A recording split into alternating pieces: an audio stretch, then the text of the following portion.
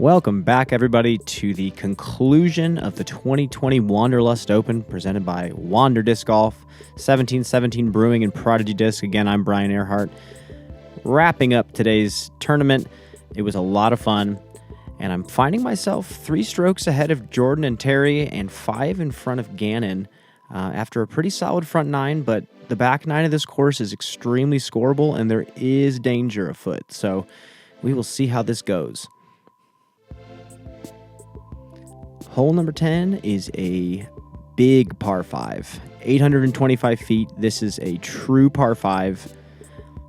You can either smoke one up this gap, but most players are going to go big hyzer or anhyzer on the right side, landing around here, and then we're going up and over this hill, and we're shooting down over the creek to the basket underneath those big oak trees. A 3 is a true eagle on this hole.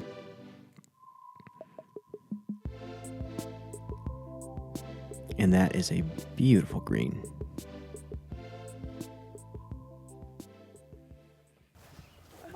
Not on this one.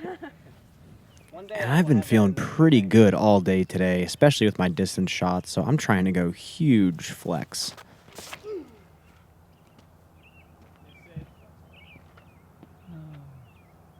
No. And I was just a tiny bit off.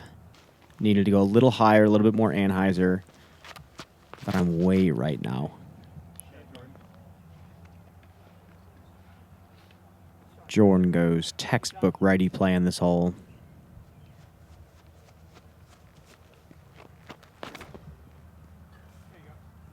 And that was popped. Awesome looking timing on that throw, and he's way up there as well.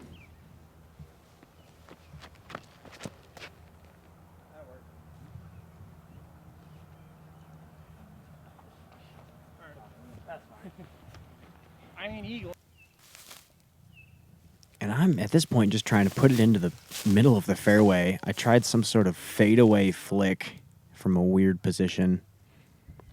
And I'm actually okay with where I landed.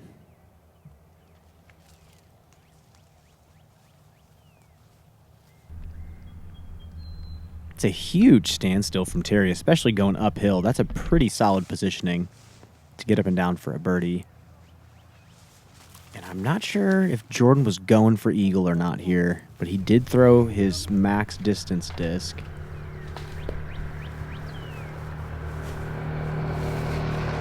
And it actually got through quite a bit of that creek, so I think he's on the other side putting for eagle. Come on, do your thing. Come on. Gannon trying to follow suit, but that one turned a little bit too hard out of his hand. And a pretty fortunate kick, actually. And I'm going buzz. I really have no other option here. I just have to go straight to the basket. And it behaved like a buzz. Yeah. That was sick. That one felt good. I'm pumped for that shot, dude. I'm so excited when I saw that buzz.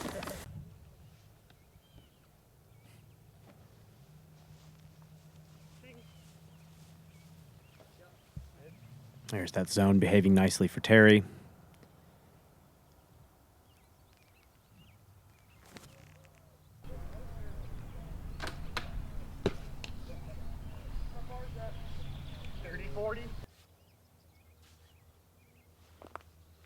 Oh no. Oh no.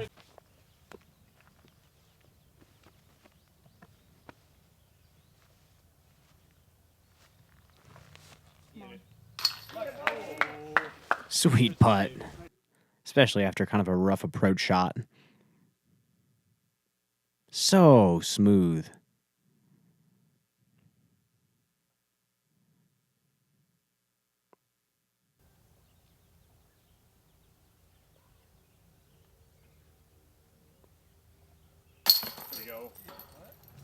And I snag myself a birdie as well.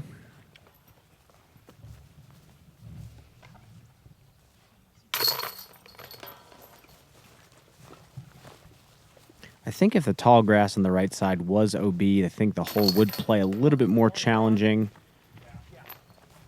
But the 4 is definitely tough to get out there.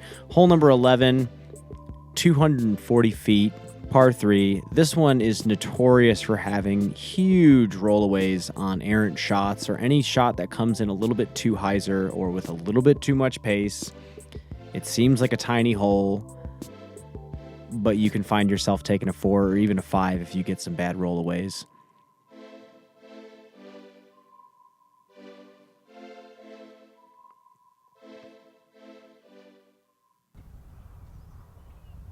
And I'm trying to go soft flex zone, and I went crush zone. Oh, okay. I don't know. Not terrible, but definitely not what I was intending. And I didn't even see this line. Frankly, with the rollaway potential, I was not even attracted to what they were trying, but it seems pretty simple, and Gannon being the local, it seemed like a pretty optimal play for him. Ooh, that could be really good. And as you can see, he almost got a bad roll, but stuck within circle 1 on that one. Uh-oh. I think that's fine.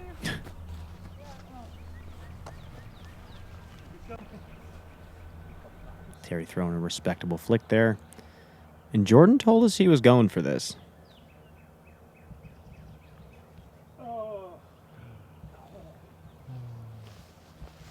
Easier said than done sometimes.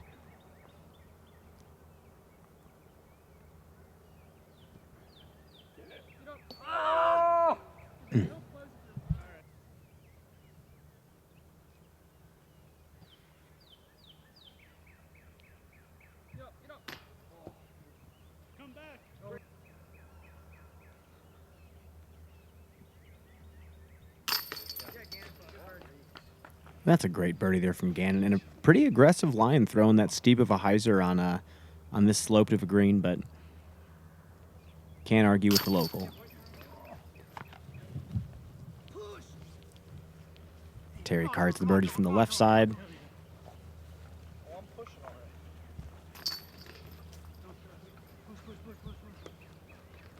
You know there's going to be some YouTube comments though with timestamps. Like, yo, Jordan Castro at like 7.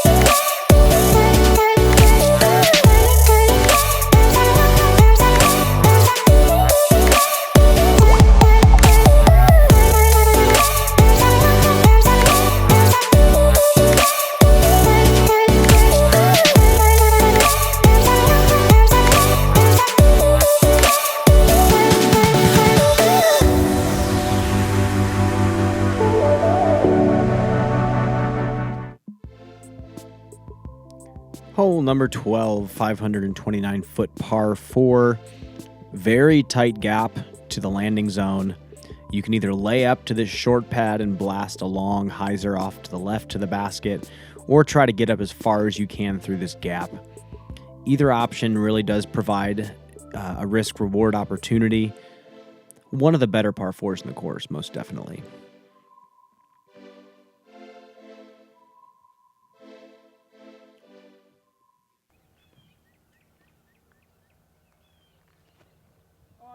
And this is another one of those surprising moves that Gannon took. For how talented and young he is, you would think he'd be going for the aggressive line, but he was very disciplined in certain areas of the course.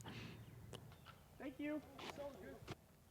Terry with the blessing. And I'm going flick here. Again, I don't like the lefty backhand on this hole. And I juiced this one. This was one of the better flicks I threw all day. Is it out there? And I am way out there. Jordan hoping to follow suit. Yeah, Jordan. That works. And that's a great shot there from Jordan as well.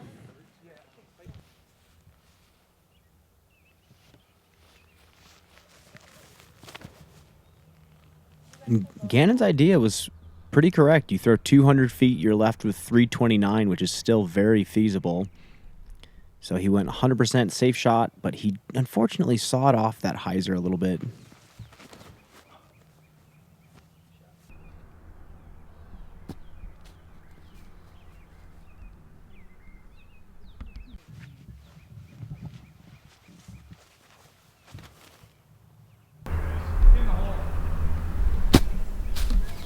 Jordan's pyro lands about 15 from the basket, and I just have a nice zone chip shot here.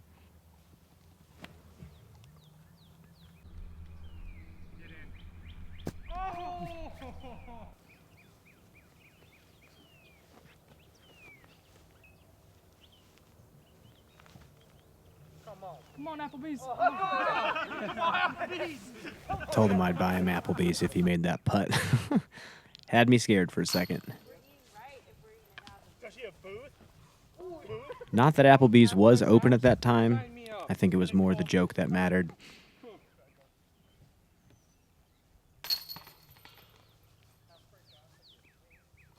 for 6 now.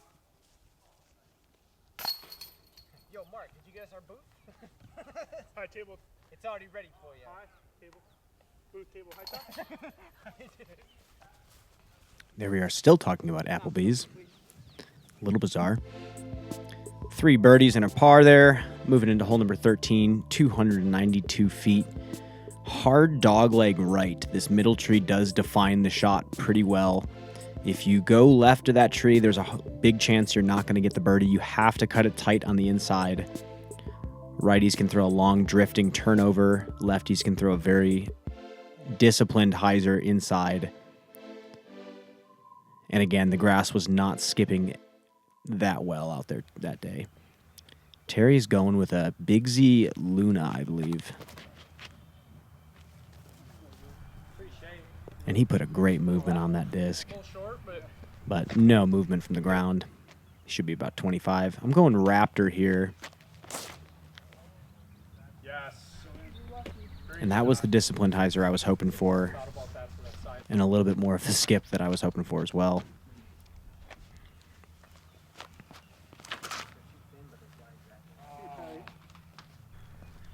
Still got fucked up.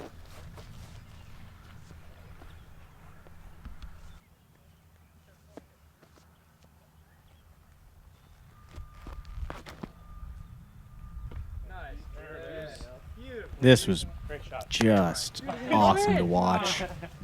Slight nose up turnover, soft landing. That is a high level turnover shot right there. Oh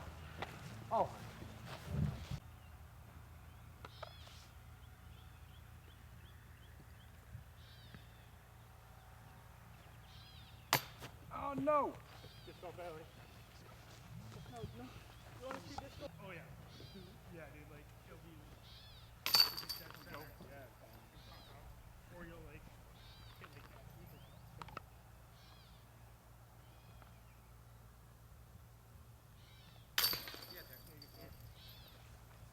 I make the farther putt. That's my backer. Yeah. It was probably like a good 4 or 5 feet, but I'm like, that's the optimal on an old school chain start. Nose being thrown as slow as you can. Couple birdies there, moving into hole number 14. 606-foot par 4. This is a very placement-oriented tee shot. There's a lot of land to put your disc on, but when it comes to getting to the basket, it funnels very tightly and heads over a creek. And the basket is perched on the top of the hill on the other side. So either a long flick on the left side that lands in the middle or push one down that middle fairway as far as you can. Set yourself up for a nice tunnel shot.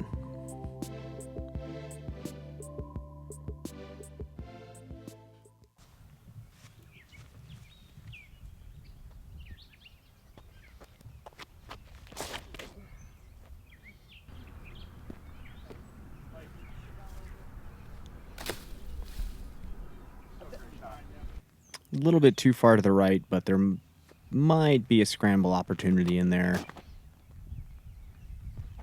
Gannon doing a little bit more of what I wanted to do, a bit more conservative.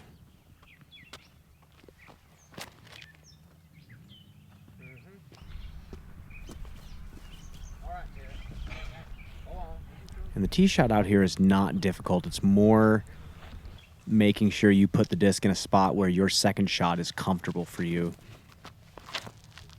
And Jordan wanted to smash this thing. I could totally see by the way he was moving, but just didn't get the turn on it. And that is a nasty spot to be. big downhill slope to the creek from there.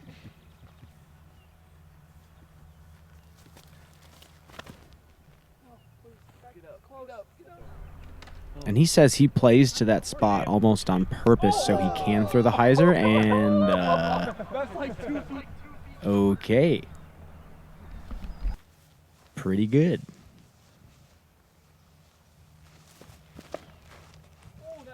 And Terry playing for the fans going grenade. Sticks that one too.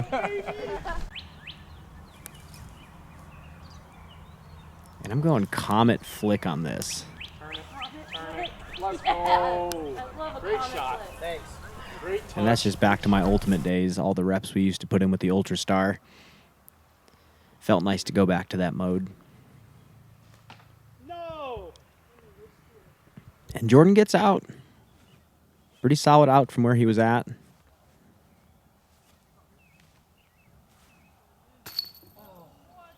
Oh. Just a ½ inch too high.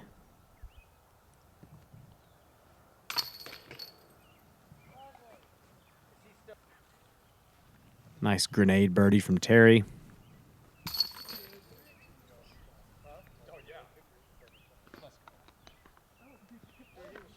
And a borderline illegal tap-in from Gannon. We'll have to review that one later. Those guys are still patient. Hole number 15 is another par 4, placement-oriented par 4 at that. 523 feet, you're going to bend one around this tree. The more outside you are, the better your second shot's going to be. The drone is flying through that inside gap, which still gives you an opportunity to get to the basket. But the actual play that most players go for is right of that tree.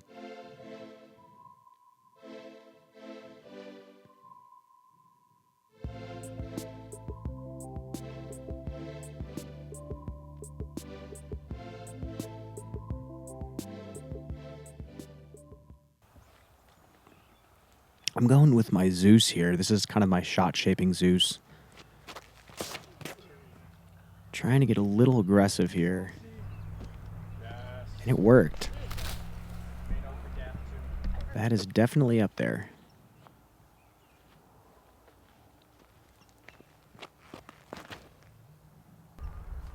That's a much more textbook play from Gannon. That's all right. And as he said, it was definitely all right.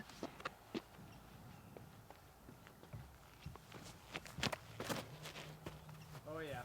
Terry going aggressive with that flippy or nuke that he has. Nice shot, dude. And that was a fantastic shot. The leg was so on that. Ooh. Go. My favorite smoothies. Yes. Castro smoothie. Another great shot. Gannon's a little inside, so I don't think he can see the pin from where he's at. There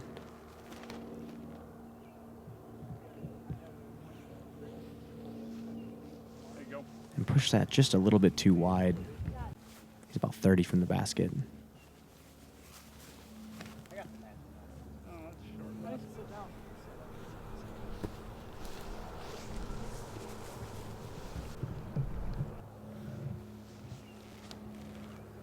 Oh, that's short. I think I've never been that A little far. bit deep, and yeah, that grass is skipping more than we're expecting it to. It looks really thick. I'm just trying to throw a nice soft flex zone, Oh! and I boost it.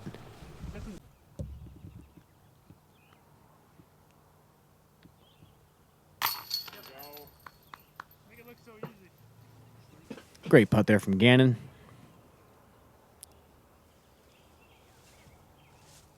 God.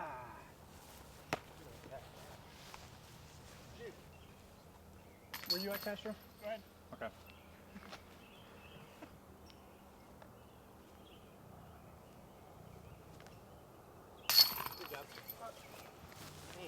Solid putt there from Terry.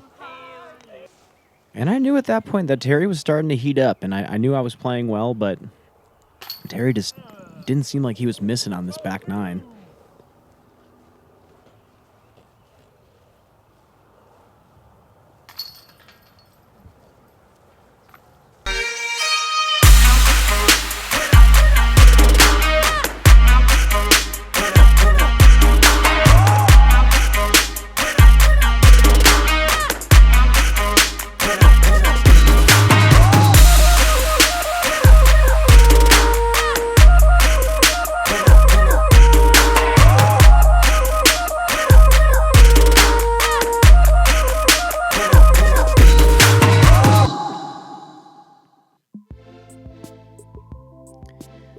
Hole number 16 is one of the more interesting shapes off the tee that we get to see. Downhill, bender to the left. You have to beat this middle skinny tree to the inside, like where the drone is flying, and skip it down to the basket. You don't have to throw as long of a shot as you think you do. It has to be very tight, very inside, and very slow moving. There is a creek deep of the basket and deep of the fairway that kind of surrounds the fairway, and that's OB the entire way. So another added element of challenge. Gannon's trying to play the local route here. Nice soft putter. Is that okay? And it was almost a super good shot.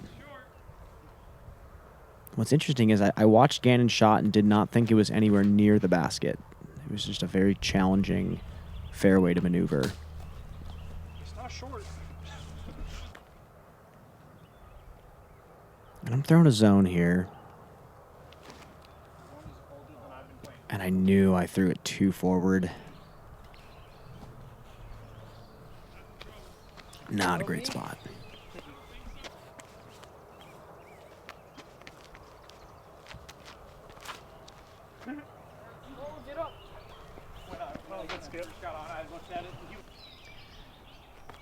Oh, I see.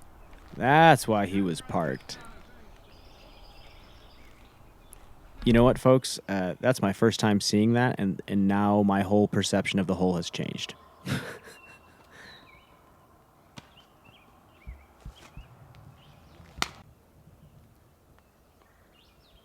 trying to spin this one in. Kind of a weird lie.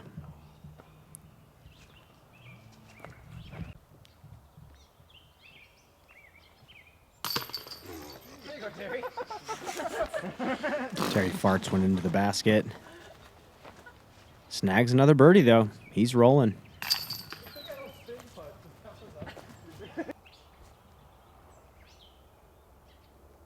know exactly what you're talking about, though. Dude, look at this right here. Like, what is... That's an automatic spin. That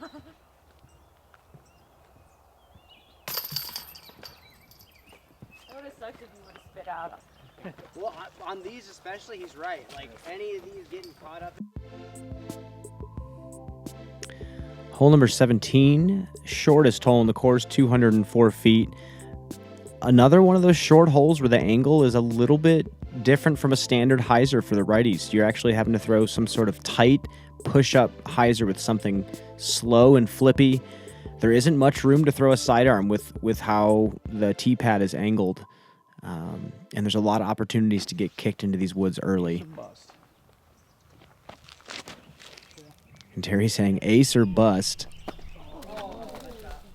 I think he's okay with that result, even if it's not an ace. 2 or 4. Through the tree. Jordan ups the ante to 2 or a 4. Oh, that's a... And he's chosen 4. Hopefully not, though. Come on. And like I was saying, that's the common miss on this hole. A lot of, righties are going to try to throw a hyzer, and they yank it a little bit too wide. I actually have a little bit of an advantage here, getting to throw a turnover, and that's my banger that I've been throwing for years. A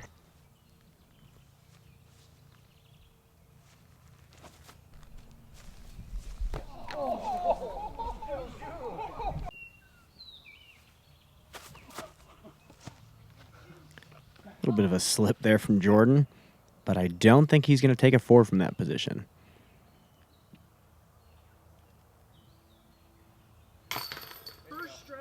Terry takes another birdie. That's badass. First straddle. 35th hole all the time. Yeah. 35 holes takes me to do 1 straddle.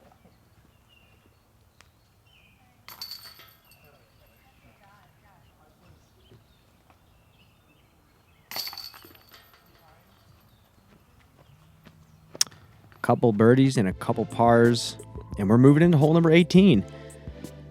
I have Terry by 1 stroke going into this signature hole of Pickard Park, hole number 18, 958 feet, par 5. We're blasting one up this hill. It's a very wide fairway. There's no OB left or right. And if you blast your first couple of shots up this hill, you have an opportunity to bend one around this corner to this small peninsula type green. That's very guarded, so at this point we all know the score. Terry's trying to 3 this one if possible. And that was a great shot. My goal was to blast one out to the left and then throw a power hyzer off to the right side so I can see the peninsula.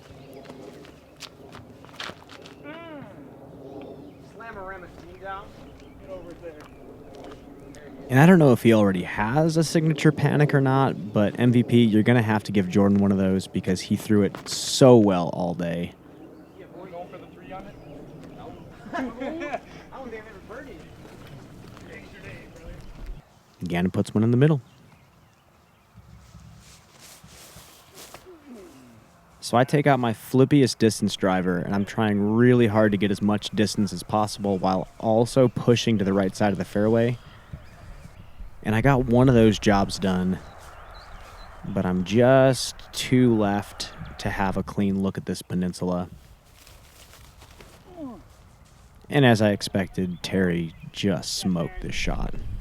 It's not 3, but... He's not in an opportunity to putt for a 3, but he will have an opportunity to throw in.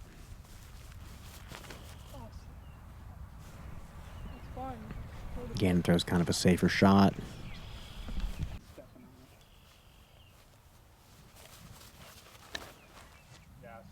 Turn it, hit it. No!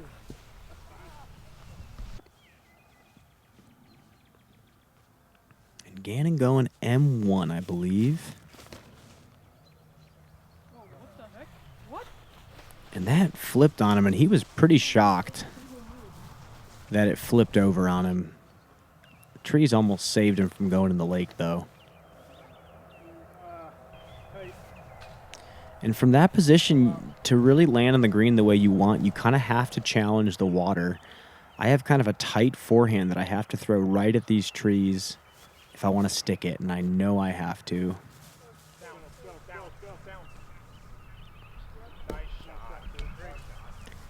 And I did. Executed it almost perfectly. Terry's got to throw this one in here.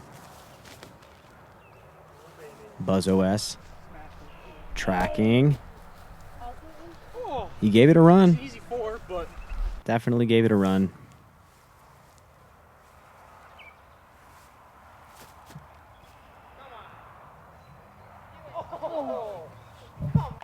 That's just a ridiculous flight for a jump putt from that distance.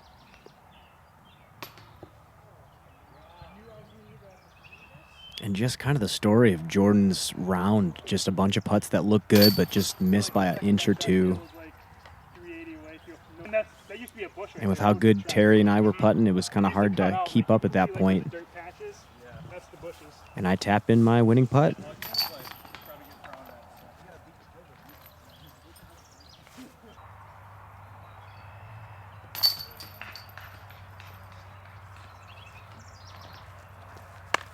Couple pars, couple birdies, and after that long day of disc golf, I have come out on top.